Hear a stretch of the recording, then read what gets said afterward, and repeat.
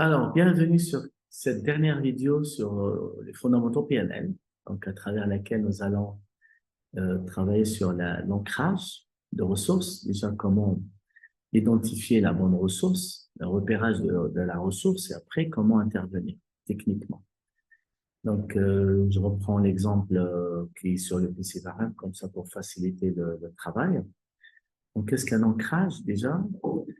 L'ancrage revient à l'expérience qu'on connaît tous, qu'on a tous vu à l'école, qu'on a tous appris à l'école, c'est celle de Pavlov. Donc Pavlov et son chien, donc dans le parc, dans le jardin plutôt, et Pavlov arrivait avec la viande, une clochette, tout en avançant, donc le chien, alors il lui donne la viande et il actionne la clochette. Et c'est là où le chien commence à baver. Il a fait ça plusieurs reprises. Et à partir de là, dès que le chien entend la clochette, il bave. Donc, il bave ce qu'on appelle. Donc, vous voyez, alors, il a relié la viande, la clochette, ensemble. C'est le même stimulus. Donc, c'est quoi un stimulus? C'est quand on provoque un stimulus et la réponse au stimulus. Donc, il a actionné deux stimulus simultanés et un des stimulus, la clochette, déclenche la même réponse quand les deux stimuli sont associés. Donc, dès qu'il entend la clochette, il bave. Dès qu'il va s'en mettre, il bave. Donc, voilà l'expérience de Pavlov. Et c'est là où on appelle, alors, que l'étude de la PNL se passe dessus, ça donne le même effet. Donc, un stimulus, ça donne la même réponse. Nous allons explorer une manière de faire des ancrages kinesthésiques. On s'arrêtera uniquement par des ancrages kinesthésiques. Quand je dis kinesthésique, ça veut dire les gestes, soit un mouvement, soit toucher la personne quelque part, et soit, bien entendu, lui demander de faire un geste qu'il choisirait lui-même. Donc, c'est ça un ancrage kinesthésique. Quand on dit kinesthésique, ça passe par le corps, par le ressenti, par le mouvement, le corps. Voilà, très bien. Et ben voilà, donc avant de commencer à dérouler un ancrage, ben, ce sera la continuité de ce que nous avions vu en PC Varenne. Et là, je vais prendre un peu de temps à parler de comment poser le cadre. J'aurais pu le faire lors de ma présentation du PC Varenne, comme le PC Varenne est assez lent. Je m'étais dit, tiens, je vais exploiter cette séquence uniquement pour le PC Varenne. Et pour l'ancrage, je vais intégrer, poser le cadre. Donc, poser le cadre, c'est quand vous recevez votre futur client, parce que vous n'êtes pas encore des coachs, vous n'êtes pas encore des coachs. Donc, quand vous allez recevoir votre client, il est important de poser le cadre, de poser les règles. Quand vous vous rappelez les règles de 3P, quand le cadre est clair, la personne se sent en protection. Et c'est là qu'on va pouvoir établir le rapport. Imaginez, vous partez dans un endroit, allez, vous allez prendre l'avion et vous ne savez pas combien ça va vous coûter. C'est à l'atterrissage que vous allez payer, ils vont vous dire, non, il faut payer tant. Donc, tout au long du trajet, vous allez vous poser la question, combien ça va me coûter? Donc, quand on fait une séance de coaching, on commence tout d'abord par poser le cadre. On appelle ça un entretien préalable, qui est gratuit, quinzaine, vingtaine, jusqu'à une demi-heure max. Ça n'engage pas votre client à payer, mais ça n'engage pas à vous prendre comme coach.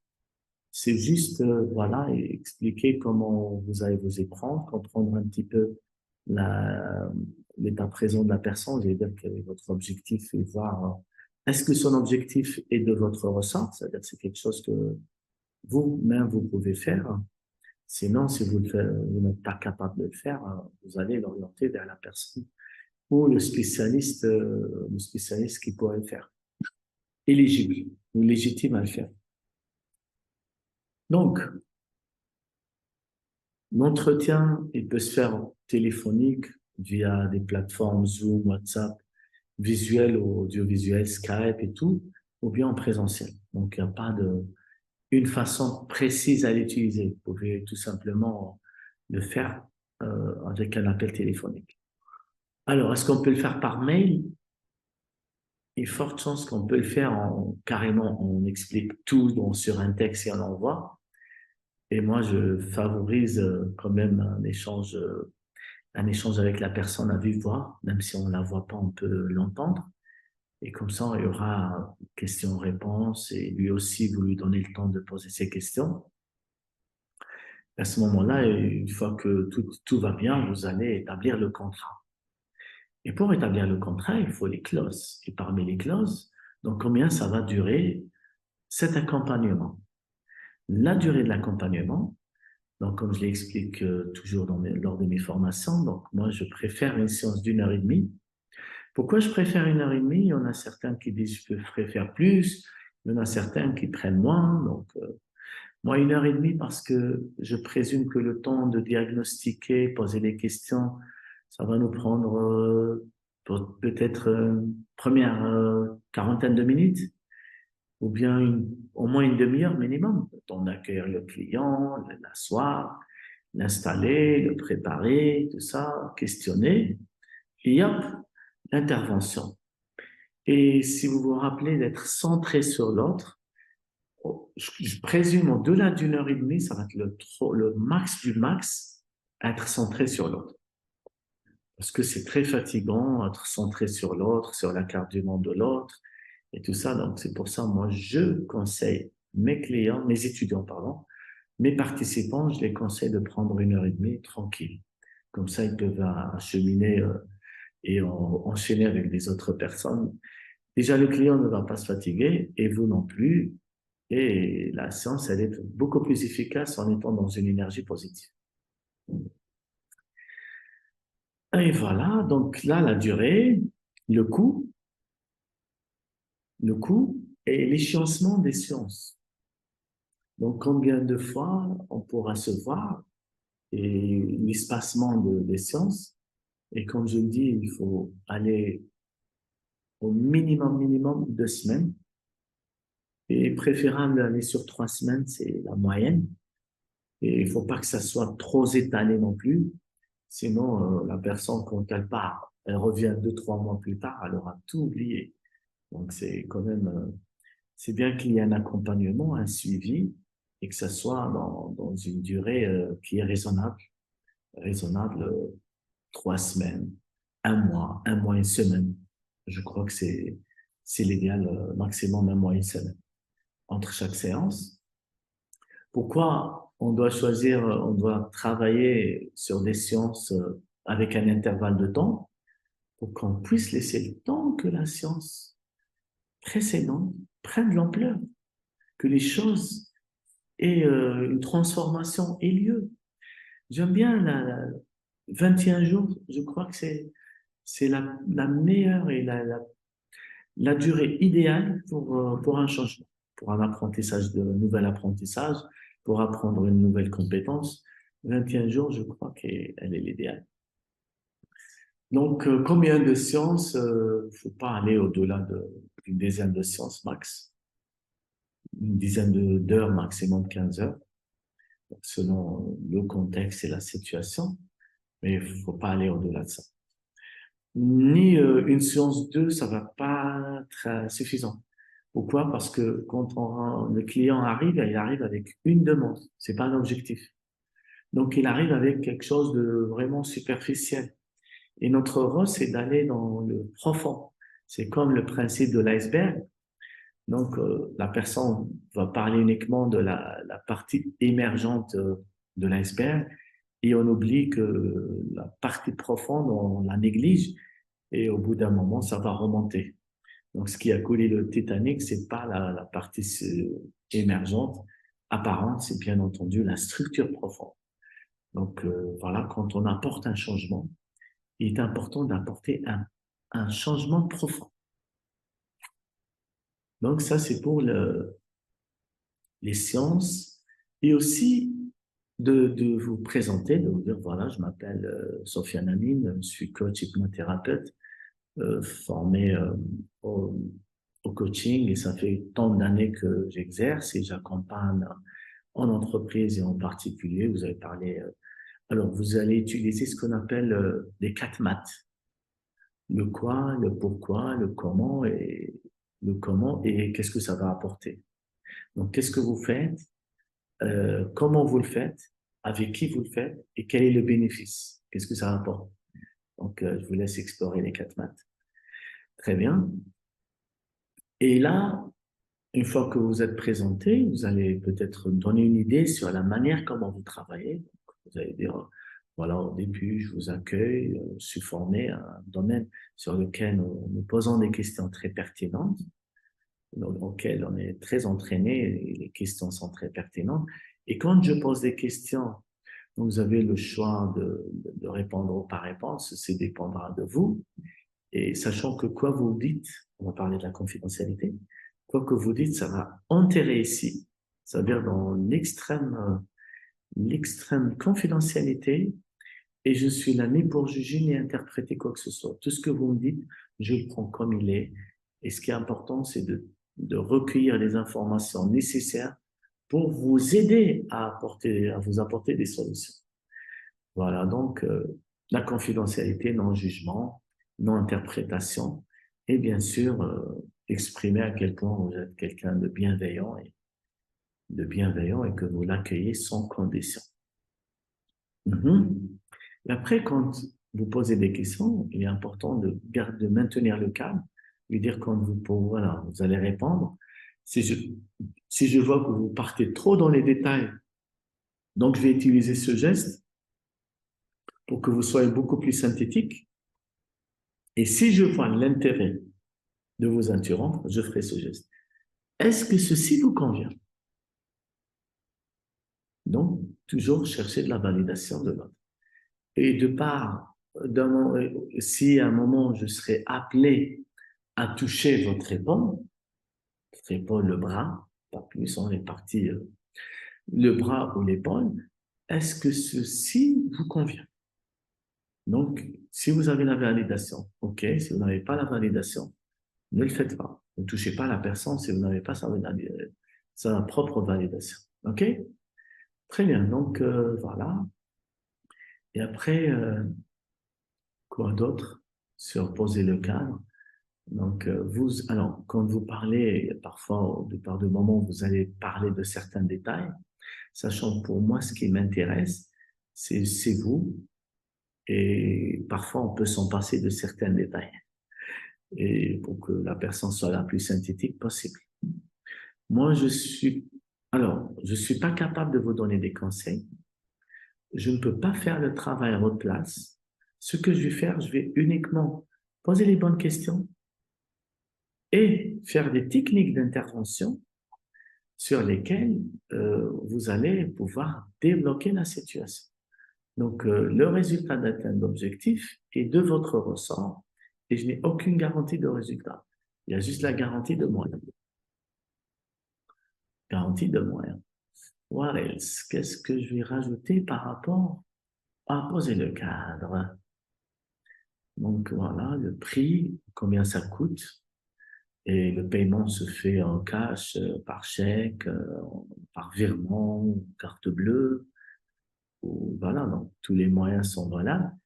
Et c'est important de faire payer votre client parce que de plus, s'il paye, donc il va investir, donc il va s'investir plus dans le changement.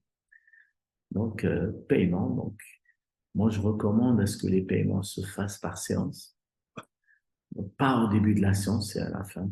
Comme ça, moi, la personne se sent à l'aise. On ne va pas tout de suite dire, allez, paye-moi d'abord. Donc, une fois que la séance est terminée, la personne paye avec le moyen sur lequel vous vous êtes entendu. Et si vous faites un coaching en entreprise, soit vous faites au service fait, soit vous faites payer tout à l'avance, soit vous faites payer les 50% au début, 50% à 50% de travail. Donc, il est important quand même de le clarifier. Si vous faites une séance auprès d'une entreprise où il y a le prescripteur, le prescripteur, il est important d'avoir un entretien en tripartite et bien clarifier qu'on n'est pas là à donner, à divulguer les informations de son coaché pour qu'il se sente en sécurité. Donc voilà, on a fait le tour du cadre.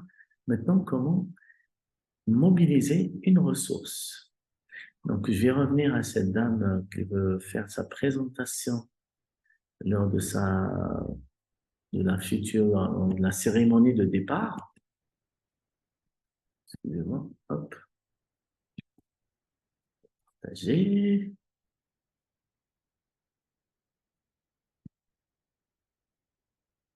Comment? Voilà. Donc, l'ancrage, comment déjà mobiliser les ressources? Mobiliser les ressources, donc là, on va voir la personne, on va dire, OK, donc si j'ai bien compris, votre objectif, c'est de vous sentir détendu. Et là, la question, y a-t-il un moment dans votre vie où vous étiez détendu? Donc, on va la faire revenir sur un souvenir où elle se sentait détendue. Donc, on recherche la ressource dans son passé et voir si c'est un moment où elle était détendue. Donc, vous allez me dire que non, j'ai pas un moment où j'étais détendu. Donc, on va faire comme si vous étiez détendu. Si vous étiez content, détendu, vous serez comment? Donc, la personne on va parler d'un souvenir où j'étais à la plage, l'année passée, j'étais à la plage et c'était très bien passé, je me suis senti très détendu. D'accord, donc je vous laisse revenir à ce souvenir.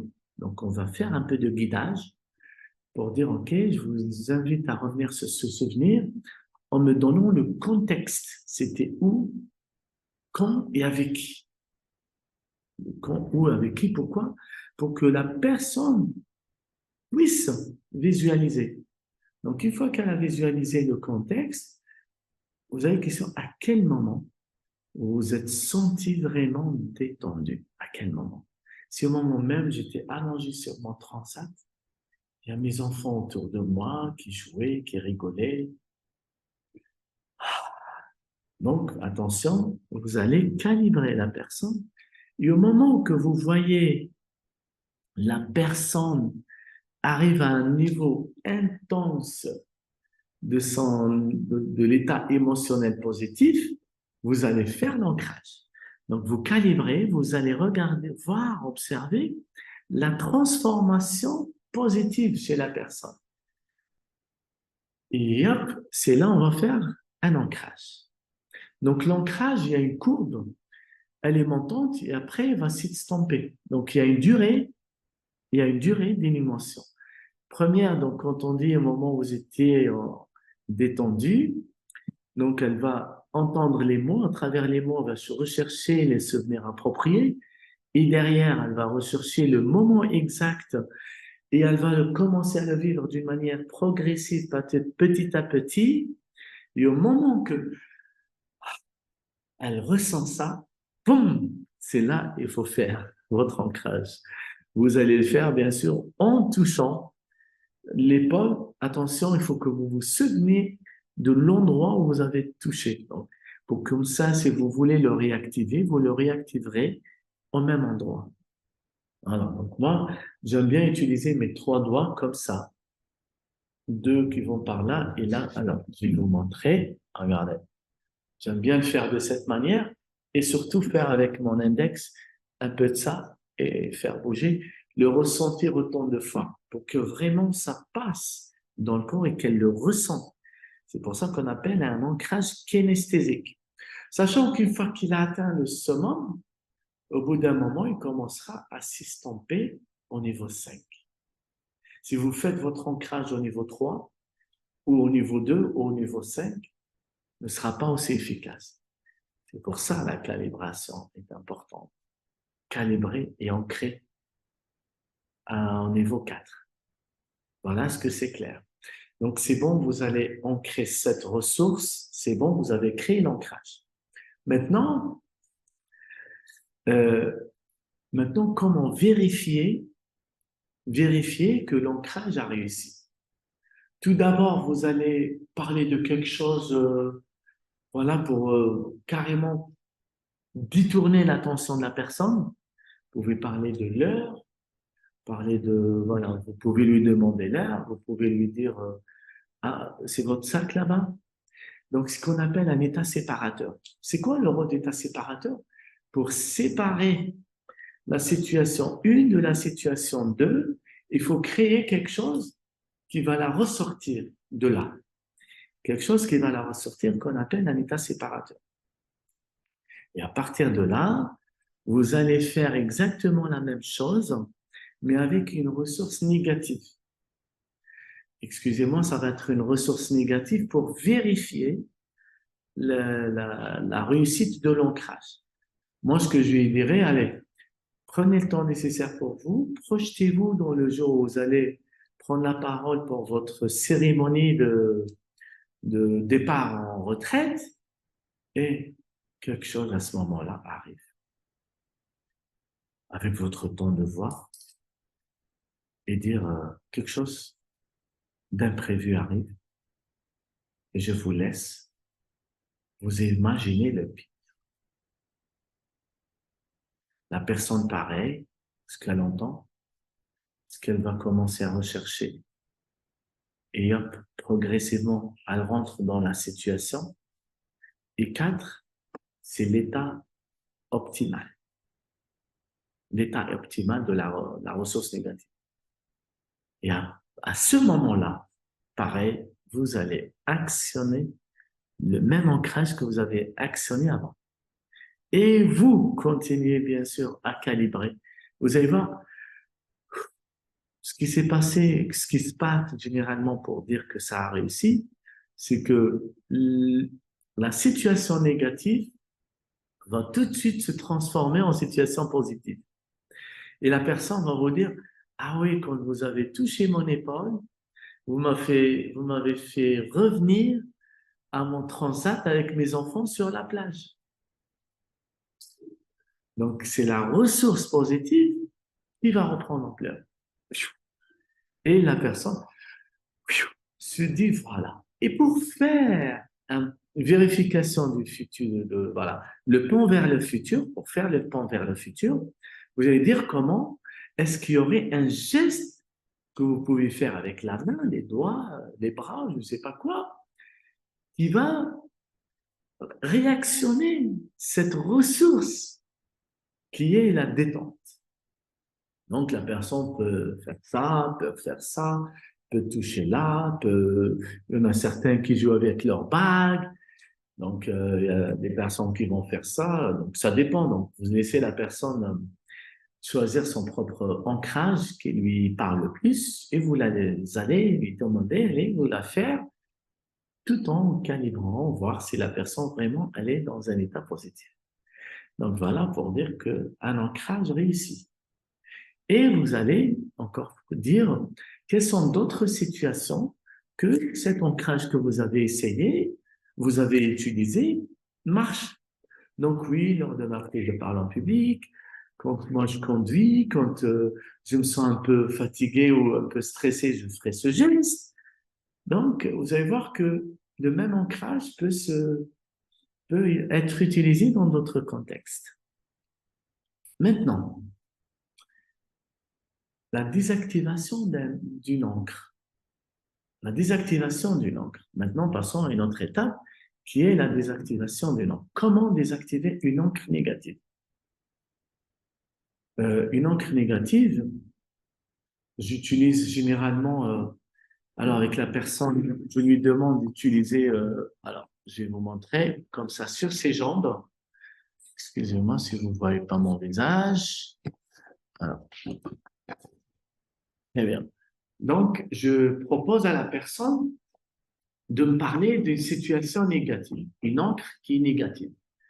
Par exemple, une fois, j'étais je présentais quelque chose au DG et le DG m'a blâmé et je l'ai mal vécu.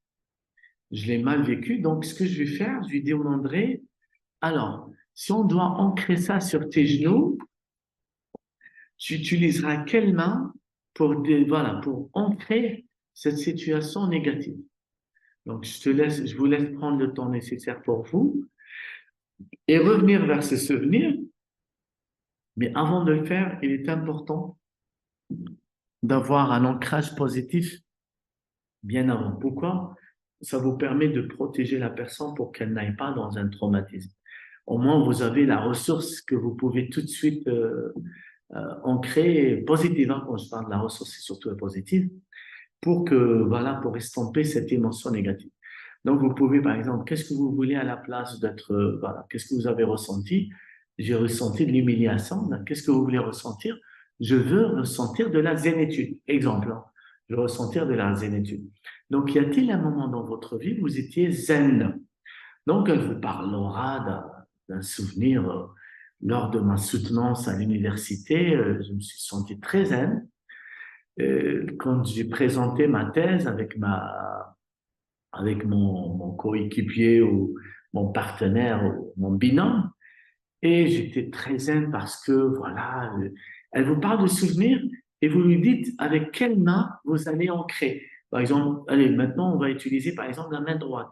Donc, je vous laisse vous rappeler et maintenant, vous tapez votre genou. Tapez votre genou. La personne va taper le genou. Ceci représente la zénitude lors de sa soutenance à l'université. Donc, un état séparateur, vous parlez de quelque chose pour juste détourner son attention. Et hop, maintenant, parlons de cette situation avec votre DG et vous allez l'entrer sur une autre main, sur une autre main, sur un autre genou. Donc, sur un autre genou. Donc, ce qui va se passer, vous allez dire, OK, prenez le temps nécessaire pour vous, pensez à cette situation où vous étiez humilié par votre DG et maintenant, vous tapez. Donc, vous allez, hop, vous tapez quand vous voyez que la personne part dans la situation négative. Elle tape. Maintenant, quand vous tapez, je vous invite à ramener votre main droite vers la main gauche.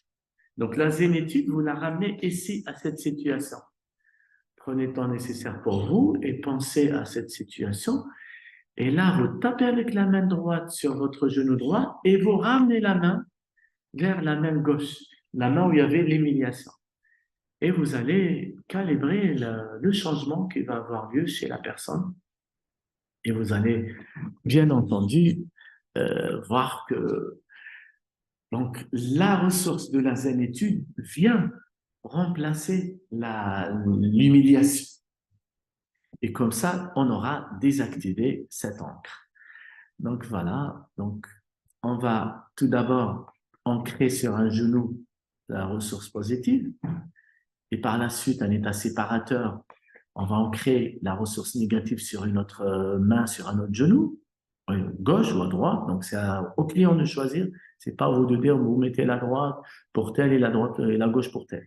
Donc, c'est à vous de voir, OK, si vous devrez mettre la ressource sur l'une de vos jambes et l'une de vos mains, laquelle vous choisiriez. Donc, la personne va vous dire à droite ou à gauche. Donc, voilà, très bien. Tout dépend de la personne. Et là, on va aussi ancrer la situation négative et on ramène celle de la droite sur la gauche en tapant sur la main qui est gauche pour apporter la ressource positive à la ressource négative, à la situation négative. Et c'est là on va désactiver cette encre. Voilà, donc en grosso modo, j'ai terminé avec les ancrages et la désactivation d'encre. Donc, je souhaite, c'est bon, là, je déclare solennellement la fin de toutes les vidéos qui sont liées aux fondamentaux PNL. Et je vous souhaite un bon passage au prochain niveau technicien. Sachant sur le module technicien, vous allez apprendre, les représentations sensorielles prédominantes, les 5 sens, et vous allez faire des tests pour identifier votre représentation sensorielle prédominante. 2, apprendre à faire des sous-modalités pour pouvoir ramener la personne dans un état ressource d'une manière plus profonde et l'amplification de ressources. 3, apprendre à gérer les états internes, gérer les émotions. 4, travailler sur les souvenirs ou traumatisants, donc avec la simple dissociation. 4, vous allez travailler sur les métamodèles. Donc, les métamodèles, c'est la linguistique, généralisation, omission et distorsion. 6, vous allez travailler sur le Milton Model. C'est là où vous allez avoir une petite dose d'apprentissage sur l'hypnose ericksonienne. Et 7, vous allez apprendre à faire des recadrages en une phrase, des recadrages du contexte, les différents recadrages. 8, vous allez apprendre à travailler sur les comportements, générer les nouveaux comportements à travers le recadrage en 6 étapes. Donc, travailler sur comment modifier des comportements, gérer les nouveaux comportements, voilà, pour approprier des nouveaux comportements. 9, vous allez avoir un protocole de motivation sur les niveaux logiques. Et 10, vous allez travailler sur la gestion de conflits et avec les positions perceptuelles. Donc, c'est très riche comme module. Je vous invite à bien assimiler les fondamentaux pour mieux se préparer aux techniciens. Une belle aventure qui vous attend pour le prochain module. Je vous souhaite une bonne continuation pour vos projets personnels et professionnels et vous, une bonne continuation dans votre quête de réalisation de soi et l'accompagnement de la réalisation des autres. Et surtout, à quel point vous serez très utile à contribuer à l'évolution et le développement chez l'autre. À très bientôt. Au revoir.